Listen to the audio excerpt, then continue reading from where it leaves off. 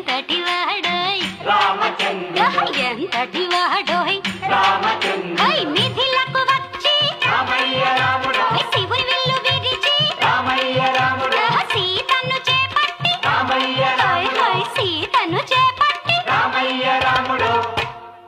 సీతారాముడు అయ్యేదెప్పుడు జయ రామ జగదభిరామ పరంధామ పావన నామ జయ